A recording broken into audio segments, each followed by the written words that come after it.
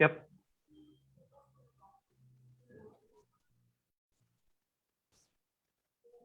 Are we live?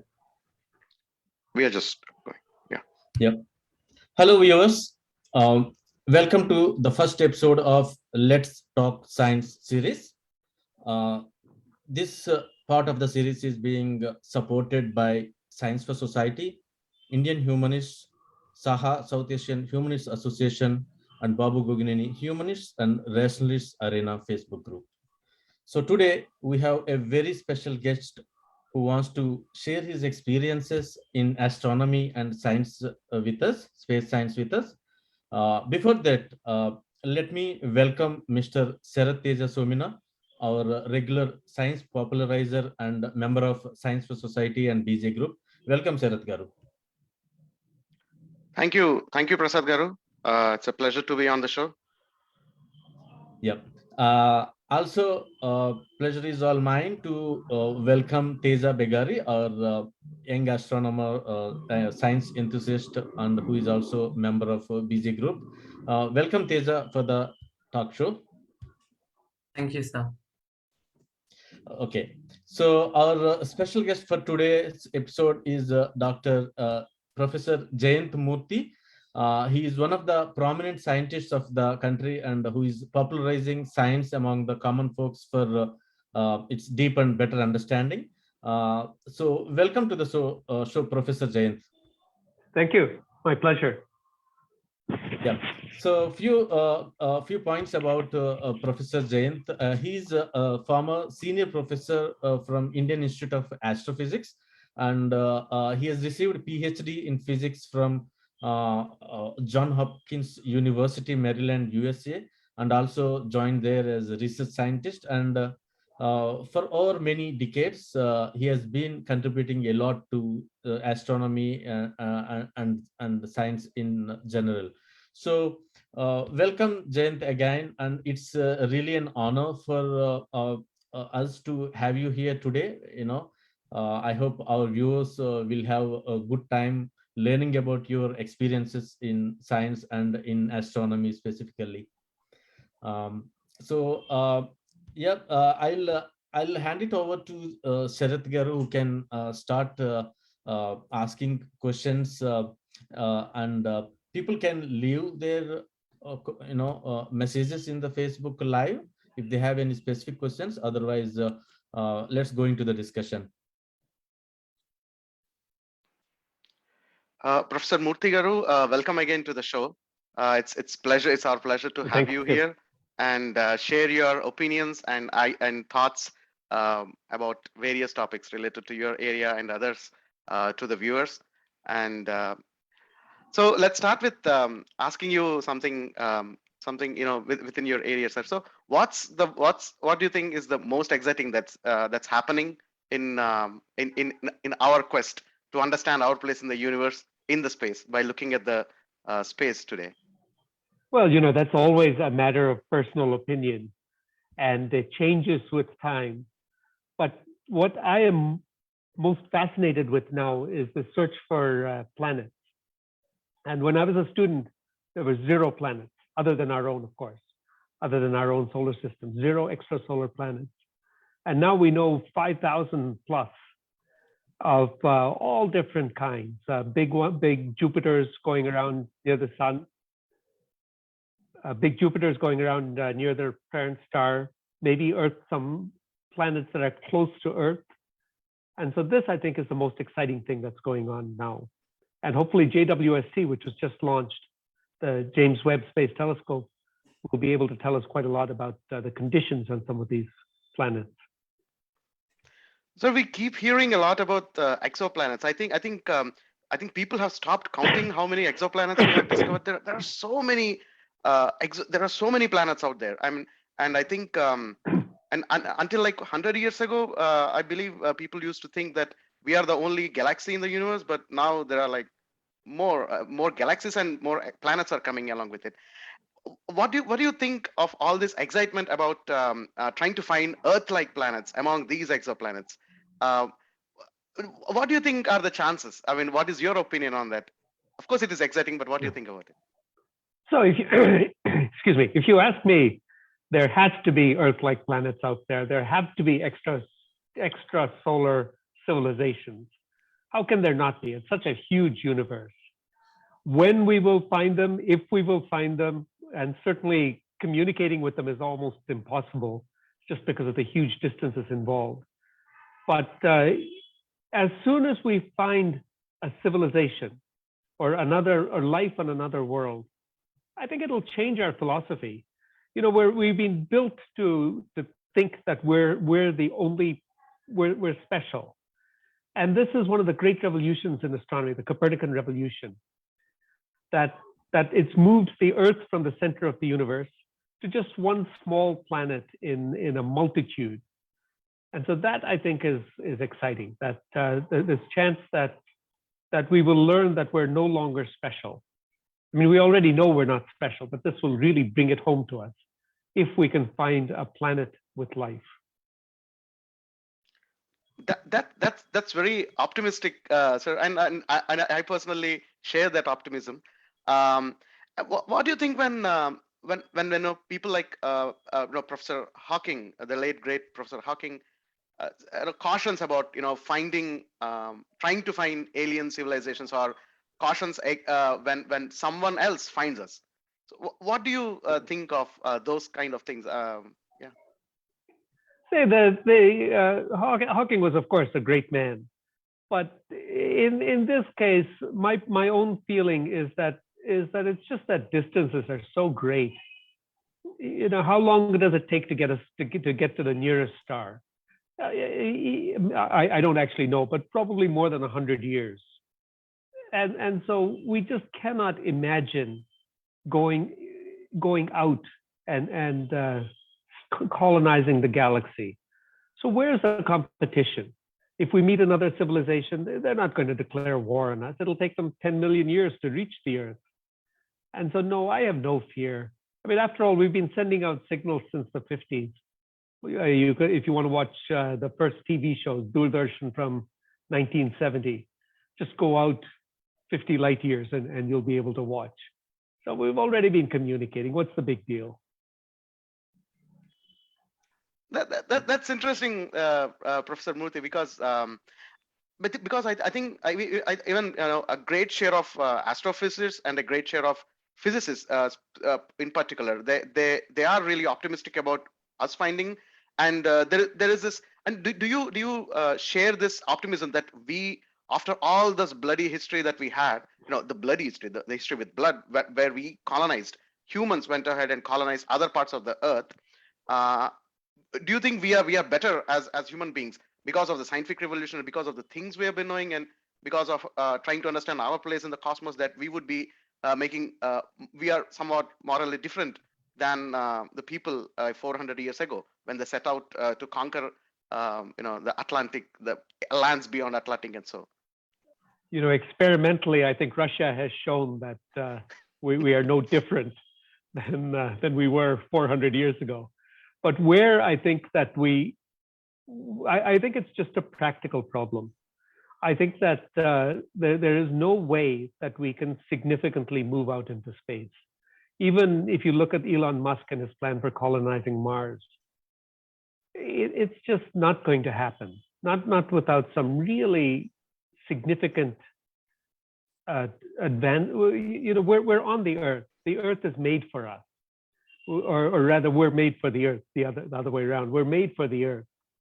And we don't have any place to go. So yes, we can send a base out to Mars. Yes, we can maybe even send people to Pluto. But as far as major colonization, it's just not going to happen. Just too much resources. And I say this being a great fan of Golden Age science fiction. It's just not going to happen. That's a very interesting thing you shared about yourself, sir. That you are a fan of Golden Age science fiction. I think we'll come to that. That's, I think, something that we'll come to that. But you're saying it's difficult to colonize, and it may not happen in anyone's lifetime anytime soon. So the sense that we are getting is that the Earth is ours, and then we are made for Earth, and Earth is made for us, as you said, and then we are made for Earth. Rather, we evolve to be, fit Yes, exactly. we can adapt only to Earth. It seems so. So as far as so we have to preserve the Earth then, and so on. But and when it comes to this, whenever we see a lot of budget is being spent on space programs where we try to search for we try to study other planets, there is this frequent argument that comes. I would not call it criticism. There is this argument that comes that, when a country like India does it, India is a poor country. We have a lot of poor people who are not able to eat 3 square meals a day even today. But do you think what do you think of this argument that, whenever something happens, whenever we do something great in space, like we do Mangalyaan or something like that, and then this argument comes that, we could have spent this budget on something else, we could have spent this money on something else. So do you think when we explore the space, when we explore the planets, do you think we are just that just goes, I mean, that's orthogonal to poverty alleviation or these pressing needs? What is your opinion on this argument? So let me argue on several different levels. The first is that it's a tiny fraction of our overall budget. India's science budget, including ISRO, including DRDO, everything included, is 0.7% of our total GDP, compared to about 2% in the US, and Israel is something like 4%. So the total amount of money spent is just tiny compared to the overall budget. But more importantly, or let's put it more economically, we find that studies have shown that the money you put into research goes into stimulating the local economy. For instance, this in the US with Silicon Valley. Where did Silicon Valley come from? It came from Stanford and Berkeley. In India, it because why is Bangalore the high-tech city of India? It's because of ISC and because of all the engineering colleges around that grew up because of it. Education and research leads to this high-tech investment. And so it would be my argument that if you spend money on basic research, you will find that the ancillary growth, again, experimentally, we've shown that the growth is multiplied. So I think in a country like India, we cannot afford not to spend money. We have to spend money on basic research. I think that the point you stressed, that we cannot afford to not spend, that we have to spend it. I think that's very poignant. I think it's frequently said that poor countries in the past have become rich countries by investing in science and technology. So investment in science and technology leads in that direction. Yep. It's not forgetting the problems of the poor country. It's actually inventing solutions to that. So I think that's wonderful. Yes, yes. So question here. Yeah, Prasad, go ahead. Yeah, it's good to know that a lot of technology universities and curriculum has been prepared around the skills and other things like the professional skills. But what is your opinion on the importance of having more flexibility in the curriculum at colleges and universities, like liberal art universities, and not just that directly help the technology driven industries, but also more in terms of arts and liberal art universities and colleges in India? So I'm biased because my background is from a liberal arts university. Johns Hopkins is the oldest university in the U.S. And so what I believe is that the university system or the higher education system in India, to some extent the school system, but I'm actually not so, I think the school system tends to be too rigid after 10th, in that you're forced into a narrow specialization. Some student asked me yesterday, and if you like mathematics, you do PCM. If you don't like mathematics, then maybe you do biology. So you're already segregated, and 10th is too early to make those decisions.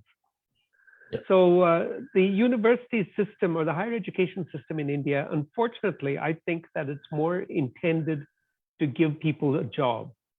It's all a compact between the students, the teachers, the faculty. Everyone knows the education doesn't matter. What matters is how much money you get at the end of it, and I think that's hurt us. So a true liberal arts university, we're seeing some of them. I'm not a big fan of Ashoka or I think that well, I shouldn't say that. What I should say is that I think they could have done some things differently. But in general, I think that the purpose of education, a purpose of higher education, should be to teach us to learn. They should build that lifetime search for knowledge into you. And that I think we fail to do in our current higher education system. Yeah, everything is centered or focused around jobs and earning and how to use science for a better livelihood than to understand it and apply it for the betterment of the society. And I must say that sending an SMS to the students' parents if they don't come to class is not the way to teach people to be adults. Yeah, and one more question, going back to the space exploration. So what do you think, like with the entry of private players like SpaceX and other third-party, further profit companies to venture into the space sciences, and what, in your opinion, is going to be the future of commercial space missions or further profit companies to be involved or have a lot more stake in the astronomy and space sciences? So in the US, it's always been private industry driven. Things like Lockheed Martin, Ball Aerospace. These were the companies that actually built the rockets. NASA didn't do much building. So what a company like SpaceX has done, and one should acknowledge the government funding that SpaceX got to keep them alive at the beginning. But what they've done, and the new private companies, is to make access to space so much cheaper. And this, I think, is a great thing. We're still in the infancy of this new, so-called new space, this private industry into space. And I think it'll take some shaking down. I don't think that astronomy, the trouble is that we still need money from somewhere. Even if we want to launch on a private on a private space enterprise, that's still going to take money, and we still have to get that money from somewhere. And so I don't think science is going to drive the private space industry. They have to find their own niche, and they have to find their own profitable areas. And some of them certainly have. Planet Labs has this company in India, what's their name, that does agricultural research, Satshore. These companies have found their niche, and they're doing good work, and they're sustainable companies. Many of the others, I don't know. I don't know if they'll survive, and I don't imagine that we will get that much astronomy. But I will tell you one thing that we are doing. We're building in my lab at IA. We're building small missions. So we have a mission on the Chinese space station next year, which the opportunity opened up through a UN program, the UN Office of Outer Space Affairs. And we've proposed for a small star camera on an Emirates mission. So these kinds of opportunities may open up, and that we'll still have to see. It's still very new. Thank you, sir. So over to Sarath or Teja, if you want to ask any questions. Teja, do you want to ask Professor Murthy anything?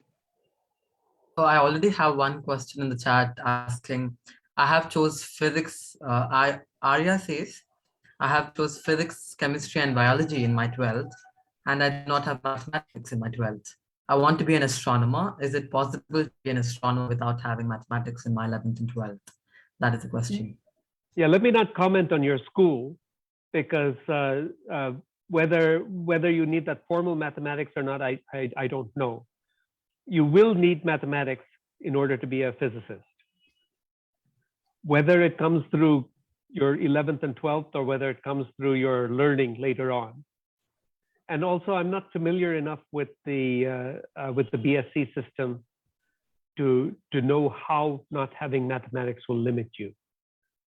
So that's something you'd need to think about. But practically, you will need mathematics to do astronomy, or to do any hard science. Yeah.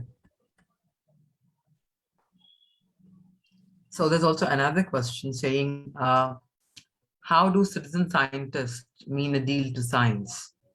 So do we need citizen scientists in astronomy, or how are they important for any kind of science, and precisely in astronomy? I think it's very important that we involve people who want to do science, who want, even if they can't do it full time, even if they can't do it as a profession.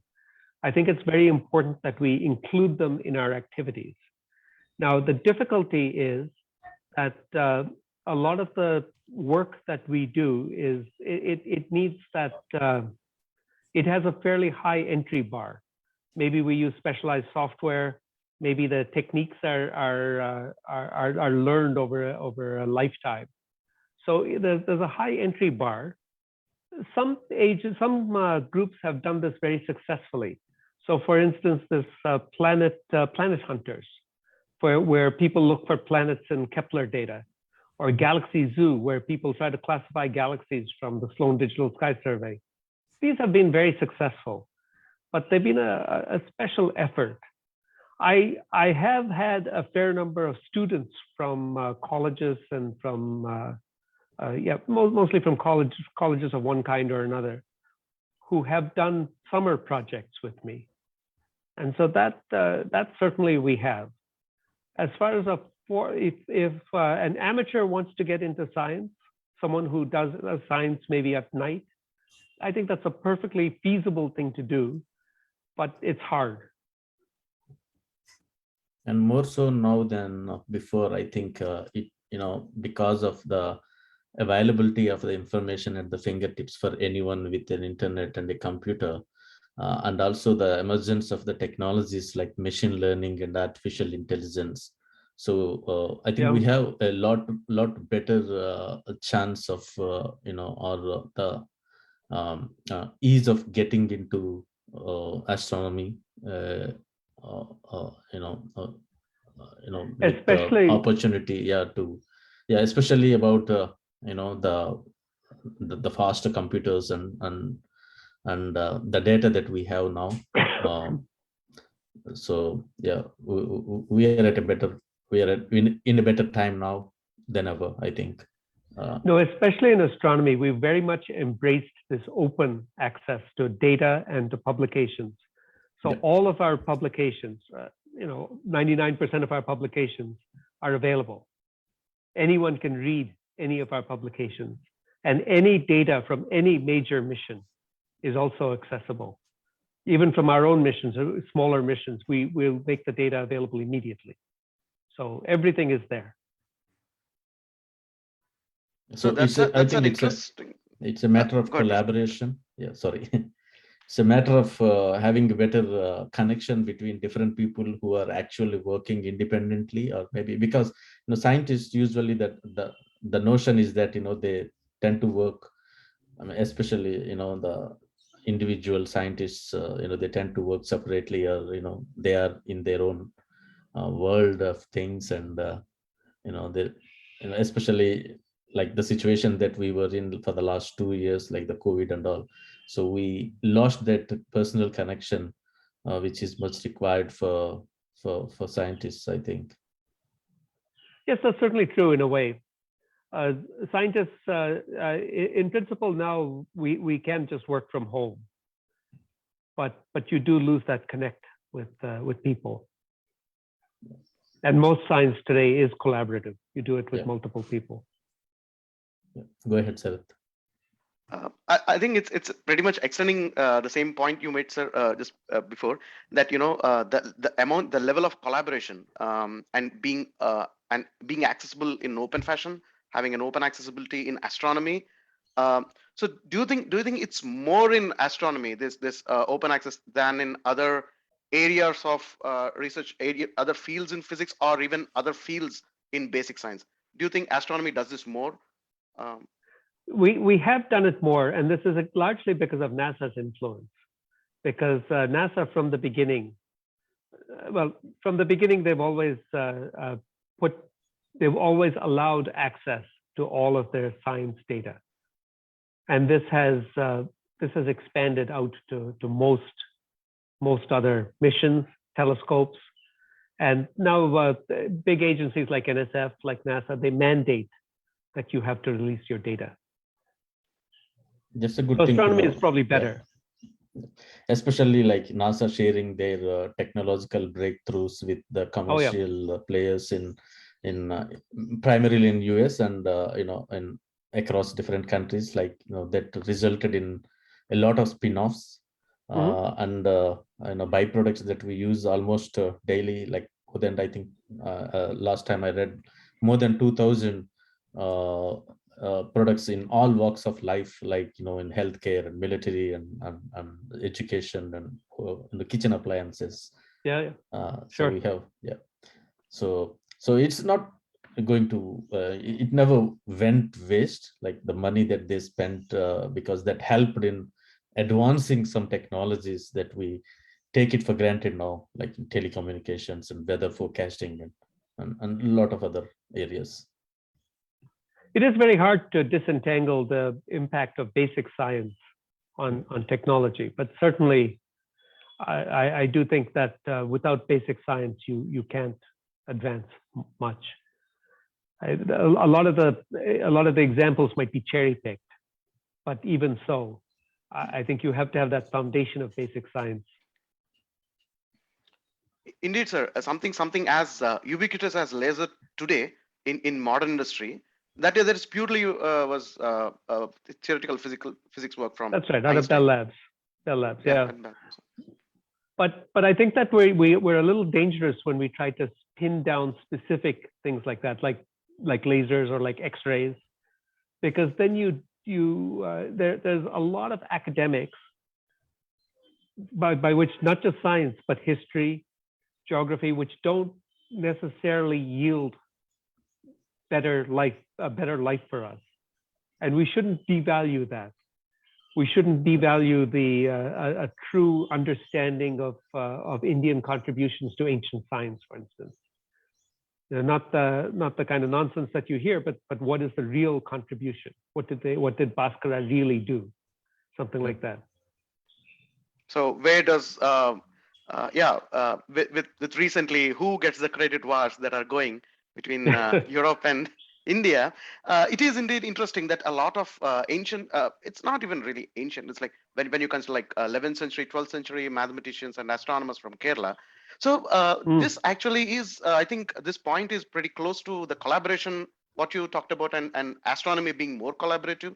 So do you think historically astronomers and mathematicians, especially these two areas of basic research, have been more collaborative? Because a lot of ideas seem to be going from the Malabar coast, that the trade route through, to Persia, and then to through Mediterranean to Europe, and then ideas coming back. When we see all these things going on, Ptolemy's work was rediscovered by Arab astronomers, and then he went back to Europe. And there are a lot of traces of that found in, the work that was done contemporarily in India. And again, a lot of ideas from India, they went back to Europe. What do you think? So has astronomy been collaborative? Is there like a historically? Do you share that view, that astronomy, mathematics specifically, have been more collaborative than, say, medicine in ancient times? So it's very hard for me to pinpoint discoveries. I mean, we tend to think in a linear manner. Pythagoras' theorem. Pythagoras was the one who discovered the theorem, but we know that's not true. The Babylonians had some idea of the theorem, or maybe they knew exactly what it was. So when we talk about science, and it's a web, There's discoveries happened at many different places, different times, and clearly everyone talked to everyone else. So there was communication. Gunpowder went from China out. Paper went one way. So there was this constant communication. And so where what originated is very difficult to pinpoint. But I'm sure that you cannot take one region and say that it did not contribute to something. And I'm pretty sure you cannot take any discovery and say this came only from here. There must have been some sort of chain linking it to so many other discoveries and people and discussions. So I think it has to have been collaborative in some sense. That's very interesting, Professor Murthy, to hear that. And when you then when you hear these claims where there's this game of one-upmanship coming in, that it should not be. I mean, saying that scientific the history of science should not be Eurocentric is one thing, but to say that we have done it first, I mean, we did it earlier than yours, or we did it even in a more advanced version than yours, and you were just copying us. When that kind of slander comes, what do you think? And when especially this kind of slander is difficult to talk to in a to critique, and then make people understand that no, this is how we should, in the manner you told, that it is a complex web of collaboration, and things came from many places. And what do you think when there is this crazy levels of one-upmanship going in the name of supremacism and stuff like that? What do you think of that? I think it's very dangerous, because what it does is it makes us devalue our own ancestors. So now you hear something ridiculous like they knew about spacecraft, they went to Mars, and then you question whatever else comes out of this. So we have to put everything in context. Of course, something like that is ridiculous, because engineering is something like a space as complex as a spacecraft or an airplane that needs so many other things that we know that they couldn't have done it 2,000 years ago, just because you need so many other things to fit in. We know that that's a modern thing. What I think it does is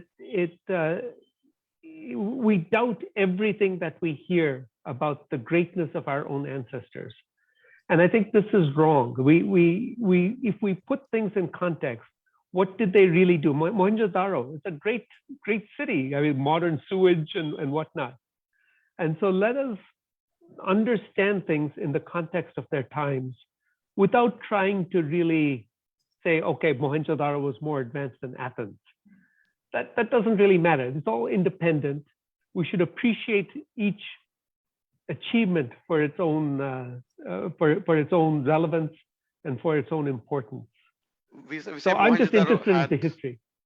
We say Mohenjo-daro had closed drainage, concealed drainage. Right. Many towns, I mean, and in India even today, they don't have that. We still have open drainages. So do you think we just glorify, and then we just say we just glorify, and then we bang the thali, but we don't really do anything much about it. We don't really take the sort of inspiration that we have to take from them. Do you share that view, sir? No, absolutely. There was a great tweet a while ago which said we're so busy glorifying our ancestors that we forget about doing things in the present. That's brilliant. That's a brilliant thing to say, sir. Yeah. Teja, do you have any questions to ask Professor Murthy? So I'm getting quite a lot of questions here, because I said that Professor Murthy is already going to be there. And one of the questions says, whenever we know that some kind of asteroid is going to hit Earth, or something is going to happen to the humankind, we can't obviously go and stop it. And why do we exactly study astronomy when we can't do anything about the threat we get from space? What is the reason to know about the universe? And after all, why is it important for us, for a human being, to know about the universe? what I try to do is we want to learn about the universe because it's what makes us human. It's not, we don't want to learn just to know what we can do about it. We want to learn just for the sake of learning. And this is where I again come back to the idea that it's not just astronomy, it's not just biology or medicine, but it includes academia in general. It includes history, it includes philosophy. These are all ways to place ourselves in the context of the universe. And why do we want to do that? You might as well ask why do people want to listen to music, or why do people go to see movies? It's what keeps us. It's what makes us human. What makes us human is the desire to learn, our curiosity, our desire for new experiences. And so this is why we need to do this. We need to do blue sky research, things like astronomy. Yeah, I have one question with your area of interest, Professor Jayanth. So I came to know that one of the areas of study that you were associated with was interstellar dust. Mm-hmm. So for our viewers, like how do you explain what this interstellar dust is? What is it made of? Which color is it? Does it look, or where are its origins, and what is the importance of studying about interstellar dust to humanity? Yeah, again, when you look at importance, I don't want to play that game because it's one where you say that this branch of science is more important than that branch because somehow it's relevant to humanity. Whereas I like to take the holistic view that every branch of science or every branch of knowledge is important in itself. We do it because we want to learn. Yep. So interstellar dust, where it comes from, is all of these questions are unknown to some extent, but we think it comes from the outer envelopes of elderly stars.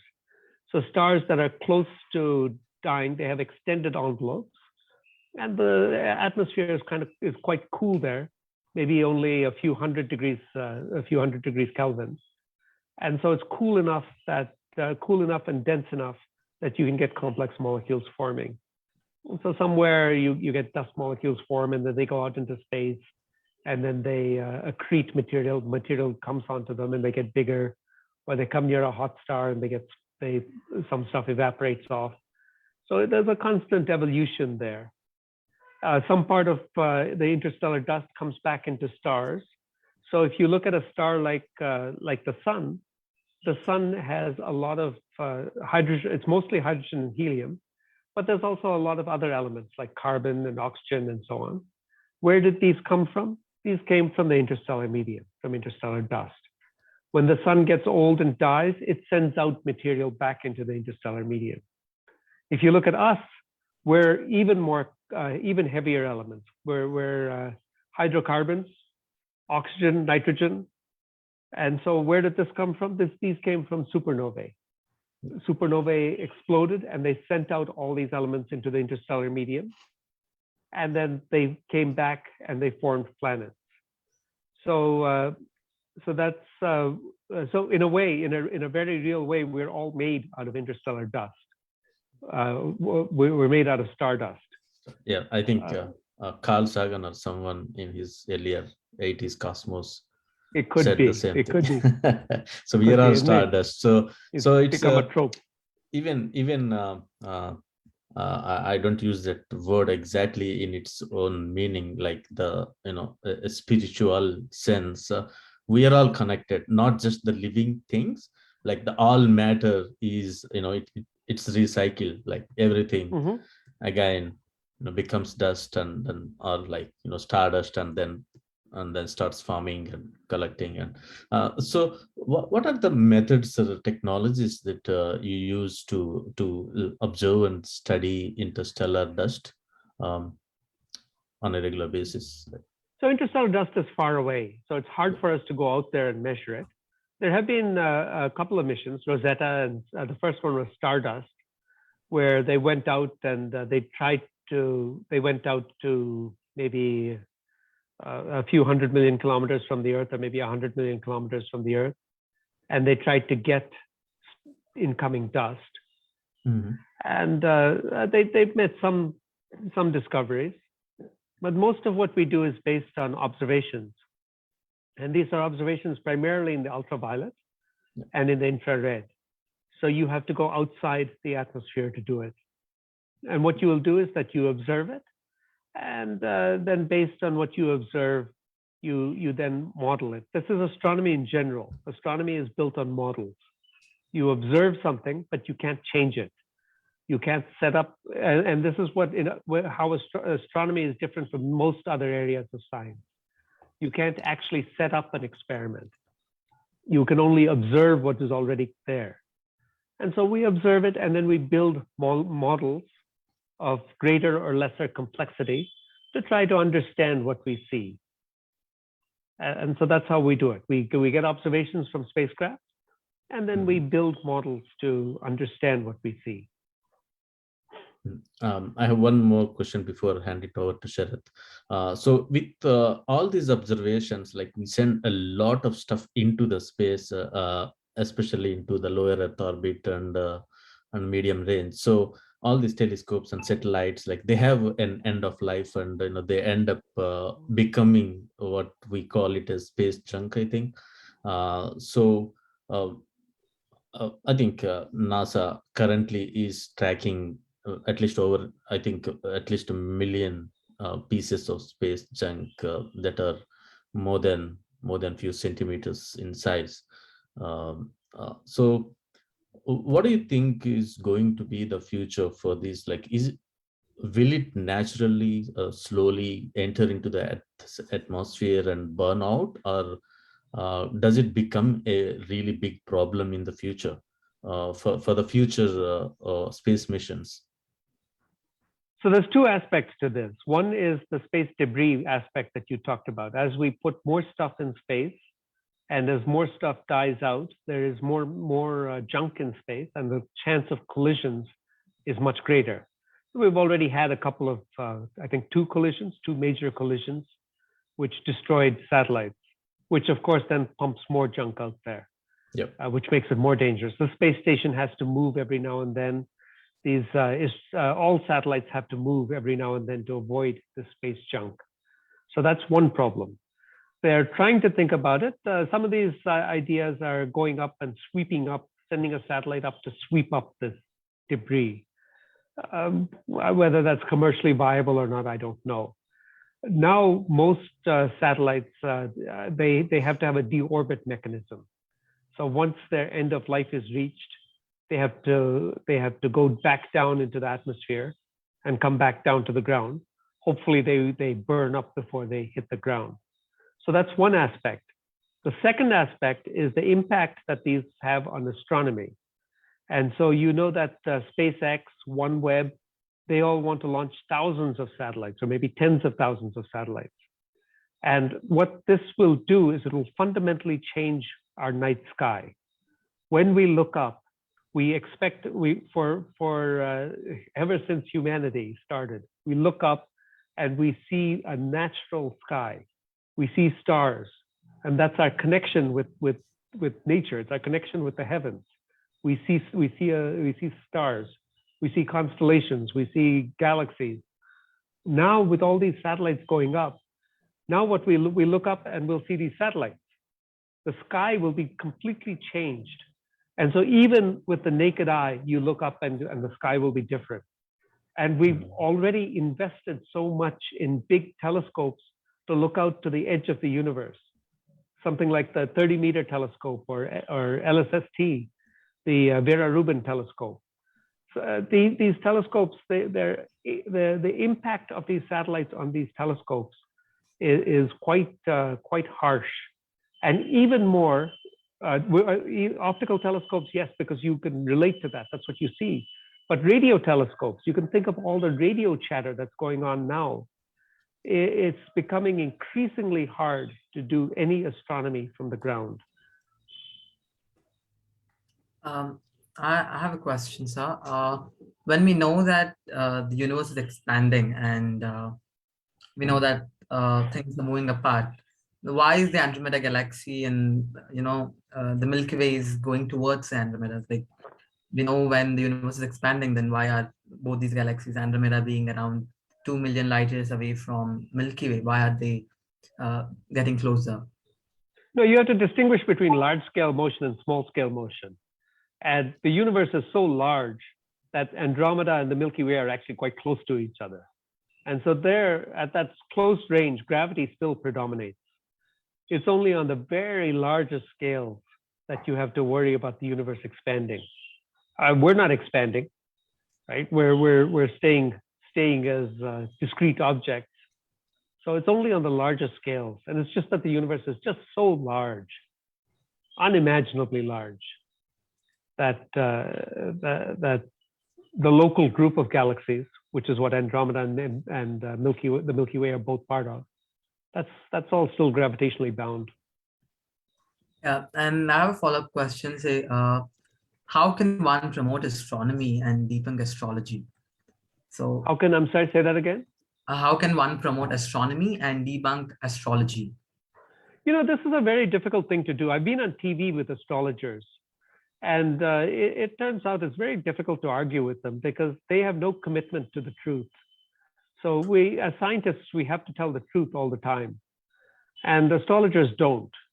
And so they come in there with they come in with stacks of books, and they say, look, this experiment, that experiment, and you know that all of it is junk. So no, as a practical matter, all we can do is talk about good science and hope that enough people believe in good science as opposed to bad science. Yeah.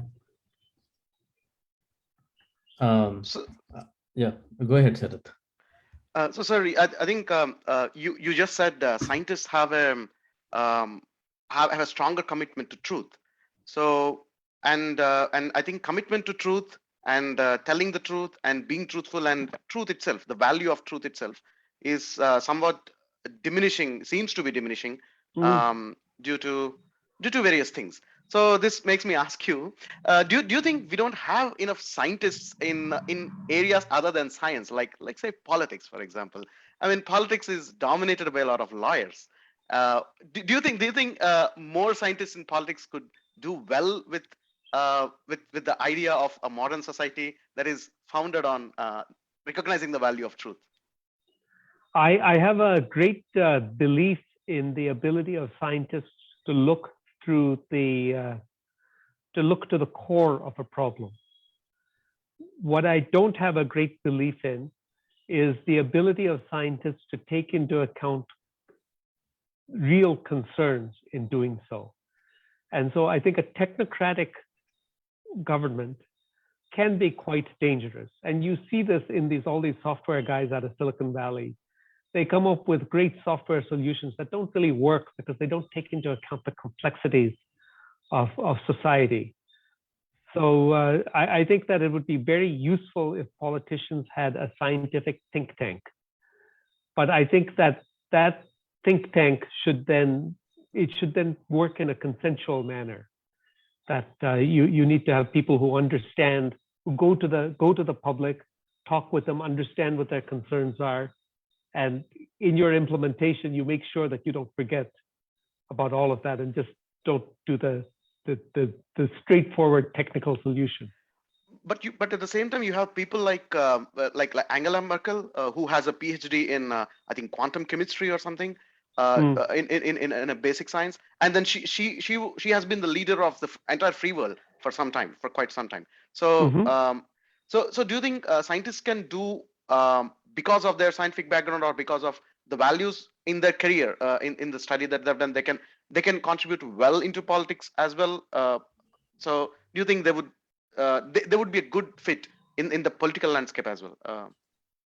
I think it has to depend on the individual scientist.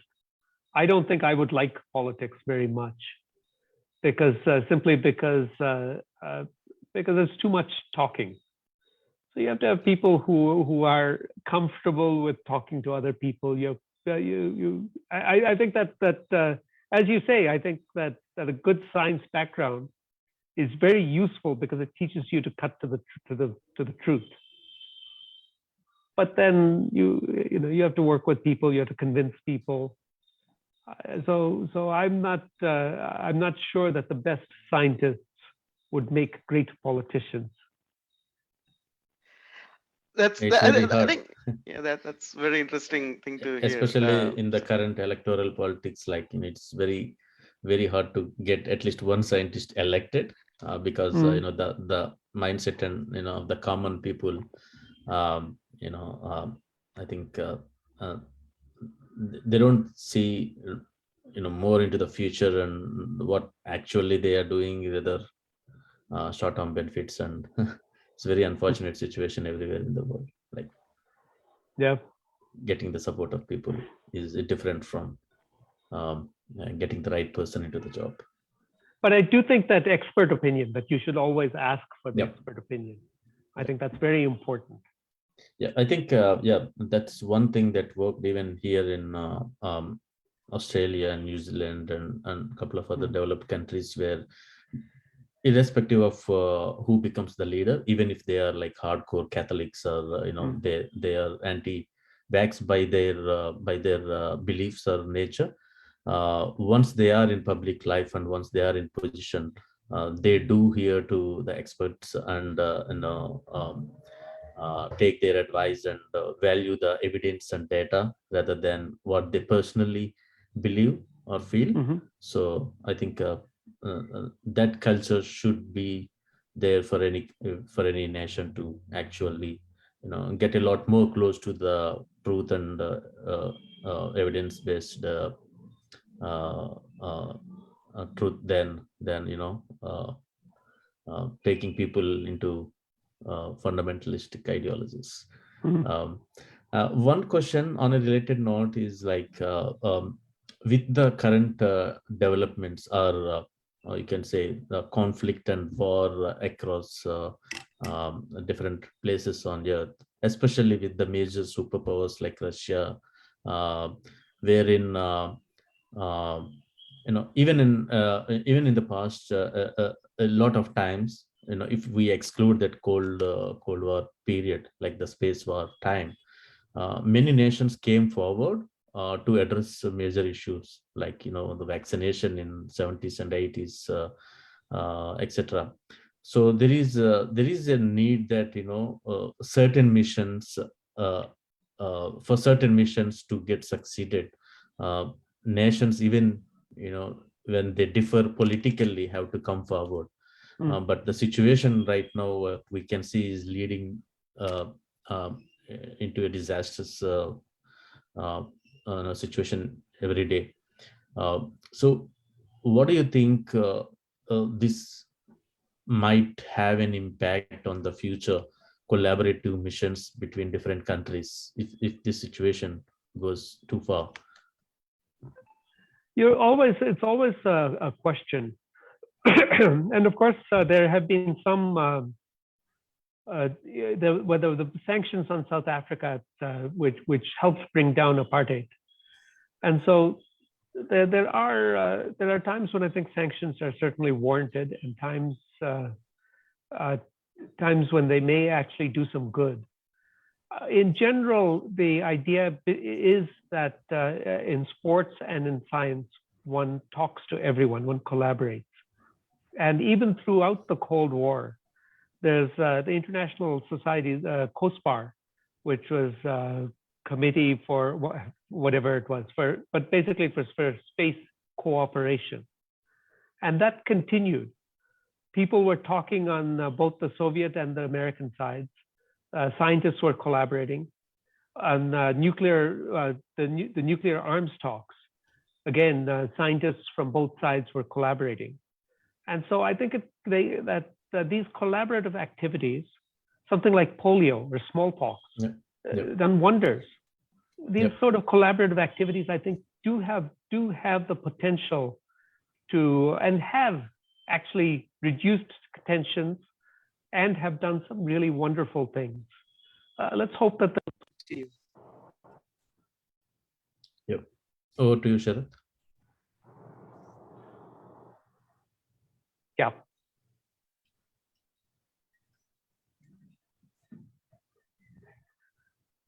Yep. Okay, sorry. Oh, Sharath, you are in mute. Sorry. I think you were talking. Sorry, I was speaking on mute. Yeah, I think yeah. So Professor Murthy, you talked about how technocratic societies can be are bad, and then it brings me that it reminds me that a lot of sci-fi, a lot of science fiction, especially the golden age science fiction, they feature technocratic dystopias. So that brings me to ask you this question. So how did I mean? What's your who's your favorite sci-fi author, or what's your favorite sci-fi work? What would you recommend audience to read? So like I said, I'm a big fan of the golden age science fiction. So that's Asimov, Arthur Clarke, Heinlein, this gang, and that had that science fiction had an innocence about it. People really thought that we would go expand throughout the solar system. We would get all sorts of great stuff. So that is, I still think, my favorite part of science fiction. I think a lot of the more recent stuff, it's become more dystopian, as you say, and try to be more less happy literature. So I would say I still go for the old golden age stuff. So why don't you like the more recent ones? I mean, what do you find the golden age was way better in? It was a more optimistic time. More optimistic. They really thought that science was all good. Now we know that science may have negative aspects too.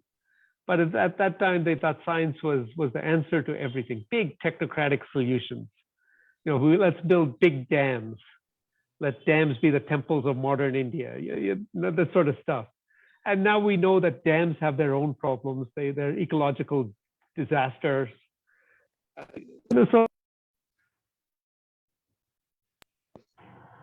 And it was a simpler time. So would you say something that works for a lot of people would be better than something that works? I think that's the difference. I think that it's a complex, that science, that technology can be complex. And so we see that, Amazon is a great thing, but we know what it does to small stores. Everything has ups and downs. And in the 50s and 60s, they didn't think that. They thought that science was it. You have good science that will lead to utopia. Now we know that you have technological wonders that lead to global climate change. So not so easy. And what do you think of sci-fi films?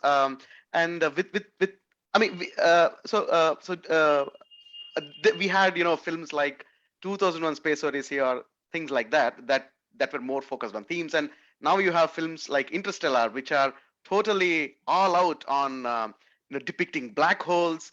And Nobel laureate Kip Thorne was one of the science consultants for the film. Yes. So have you watched that film? What do you think about the black hole and all the astronomy that was in the film?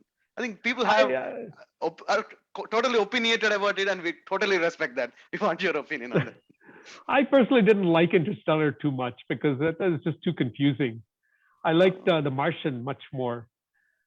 And of course, I mean, if you ask me what I really like, I'm a big Star Wars fan. So I've seen every one since the first one in 1977.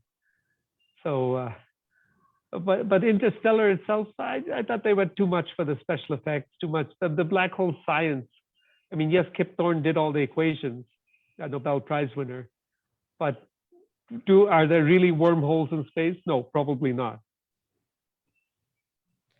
I think in one of the last previous Neil deGrasse Tyson's talks, he was mentioning about Gravity, the movie Gravity, being more close to the reality than Mhm. any other science fiction movies where they Which one? dealt with Gravity. gravity. I think Gravity, Yeah, right? yeah, sure, Yeah. sure. Uh, Except that Sandra Bullock didn't have to let George Clooney go. She could have held on to him, saved George Clooney. yeah. Yeah, I think we've seen a couple of movies in Indian films as well, especially even in Telugu. I think a couple of years back we had a movie, uh, uh, some moon Antariksham, I mission think. movie, right? Yeah, Mhm. so yeah, yeah. I think more and more movies should come like that. Yeah, yeah. I So, haven't so seen do, that movie or Mangalyaan. I haven't seen those movies, but I should be encouraged. Yeah. so, Oh, are you so satisfied with, I mean, what do you think of the popular depictions of of scientists or of science related films? Say, for example, there is this trope that there is this scientist who does an experiment, goes haywire, and leads to a destruction and stuff like that, or that common trope, or you see sci-fi films, bad sci-fi, good sci-fi. Do you think? What do you think should be the popular way of representing science or astronomy or scientists for that matter in art and film? Do you think they do a good? I mean, do you think it's satisfactory today what artists do, or do you think it could be better in Indian context at least? I think some of them, like which one was it? The Mission Moon was it? Where one of the maybe Vidya Balan, where she makes puris while in the mission control That was center. I think that's Mangalyaan. Mangalyaan. Okay, Mangalyaan. that was ridiculous, and it's demeaning to women. So I think they should treat scientists as professionals and not try to add these little touches. Oh, she's a woman, so she has to make puris in the control room. That was so ridiculous. So I objected that. I think Shah Rukh Khan in what was that movie? Swadesh? Where he Swadesh. Swadesh. so this, yeah. I thought that was a pretty good representation. Here's a guy who works at NASA who comes to India and has this great idea for to build up, what is it, a check dam or something? Yeah. I thought that was good. So I have no real problems. I just think that that they should treat scientists as professionals. That's all.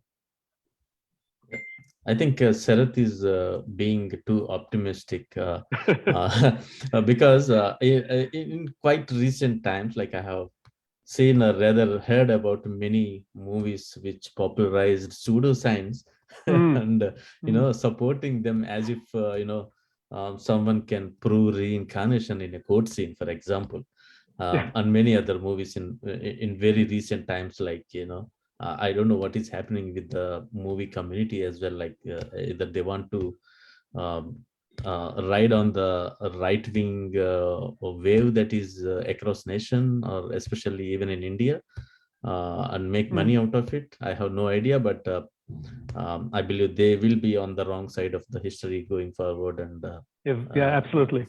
Yeah. I don't know if Indian movies have science consultants on them, like Interstellar had Kip Thorne, or like The Big Bang Theory had a physicist who was consulting.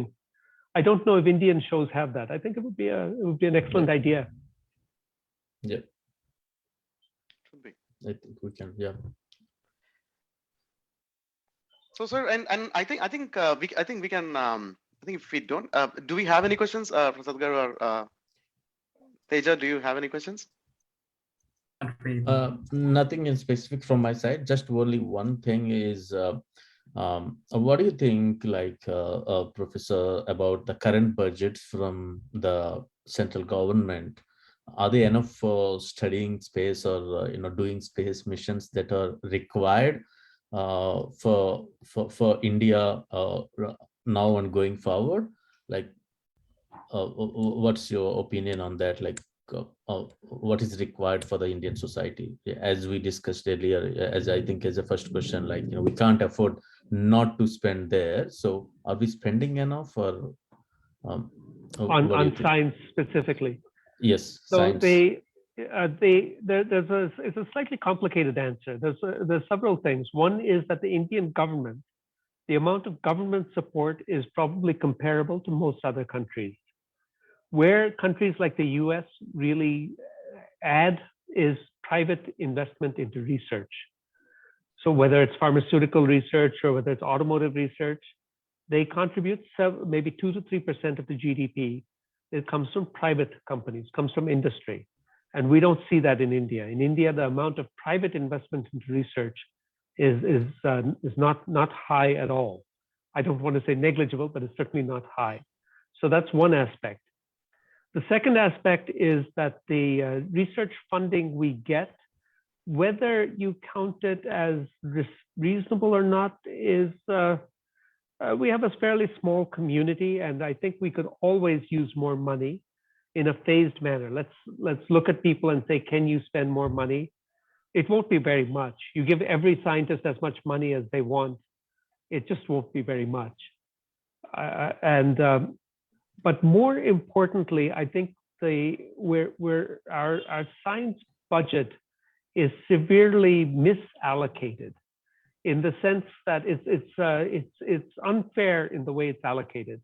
So the university system, where most of our students are, gets very little money.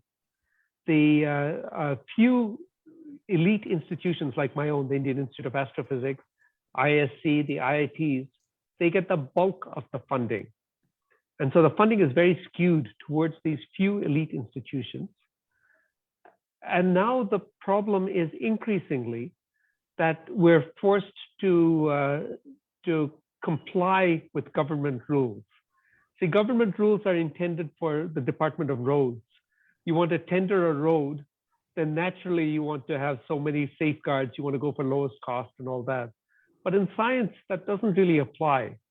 We want to get the best available, and we ourselves understand cost and all that, but we want to get the best available. We want to get something that actually fulfills our needs. And you know how vendors are. I had this case where I tendered for 15 computers, and I forgot to put Windows in there, and the guy tendered without Windows. And so because of that, the guy was the lowest cost, and I had to cancel the whole tender and retender. And you get things like these. These are just complete bureaucratic nightmares, because that's not my purpose. I'm not a stores manager. I'm a scientist. I'm just trying to do my science. And so this is where I think the biggest impact would be, if the government would see fit to release us from these bureaucratic nightmares. As the PM said, the scientists should focus on doing science, not on whatever it was, on account management. And this I think is what would help us the most, and putting more money into the university system. Yep. Sarath, do you have anything more? I think we can end with one question. The last question, sir. We just reserved this question to the end. What made you? What excited you to become to study science, coming to basic research, and specifically into astrophysics? And why do you think the students today need to motivate themselves to coming to basic research? Yeah, it's a hard question for me. I was always interested in science from the time I was, 5 years old. We used to get these small ladybird books. I don't know if you know of them, but they were books aimed at 5 or 6 year olds and maybe 8-year-olds, and they had basic explanations of science. So and so that was one of the things. So from the time I was a small child, I always wanted to know about things, and I always read things. So if you look at my bookshelf, half of those books are fiction. Many of them are science fiction, some fantasy, but many of them are also science books and history books, just because I want to know. And so that's me, right? I don't know if all children are like that, or many children are like that. I don't know if people would recognize themselves, but I always wanted them to know about things. That drove me. About astrophysics in general, one part of it may have been when I was 8 years old, I watched Neil Armstrong land on the moon. And so that's as good a impetus as any to go into astronomy. But a lot of it is based on where you go, on what college you go to. So I went to Johns Hopkins. Johns Hopkins had a good astronomy program. So it's a complex mix of factors. But always I wanted to know. I knew I wanted to know about things. Maybe the same curious kids in India that they might want to go into basic. I mean, they may not know about basic research, but they go into software engineering of all areas. No, I know, and which can be very interesting too. Although I don't know if you're a low-level person at Infosys, I don't know if you're really doing groundbreaking stuff. But there are. I don't want to limit it to astronomy. There's lots of areas that you are actually doing new things, and I think that's what we should strive for, just for doing new things.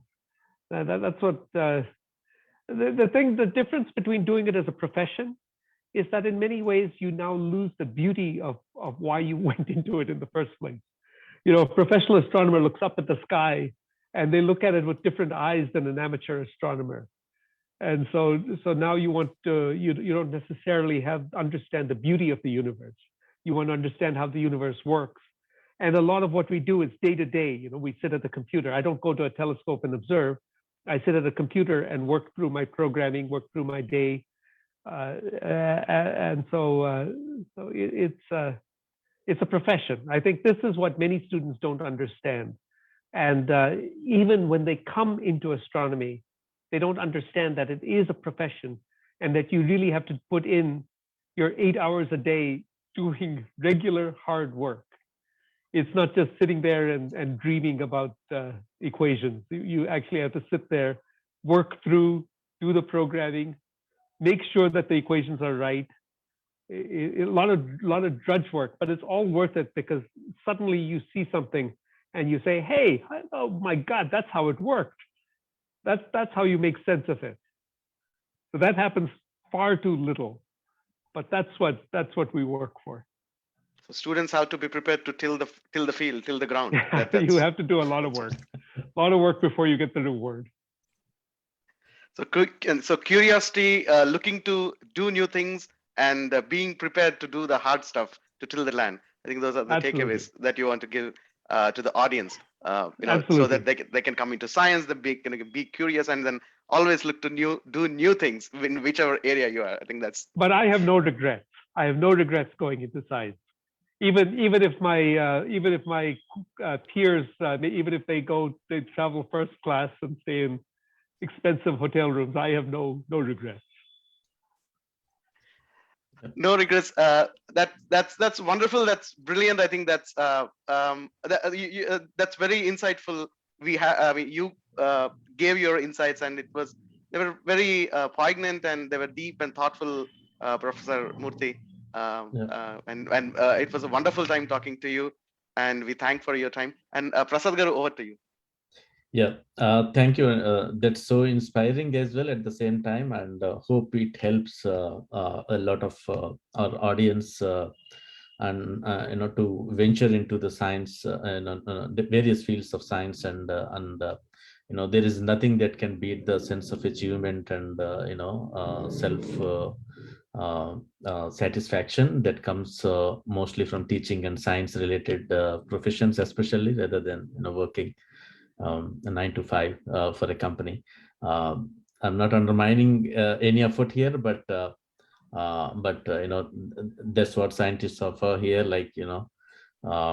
So thank you very much, and for participating in our Let's Talk Science, the first episode of it, and for sharing and for sharing your valuable experiences and opinions on various subjects related to science, not just science, and in general. So that's all for today.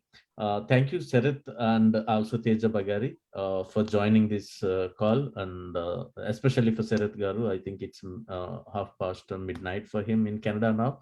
So we'll get back to you in another episode with another amazing guest very soon. Until then, goodbye and have a nice day. Thank you. Goodbye. Thank you. Thank you, sir. Goodbye.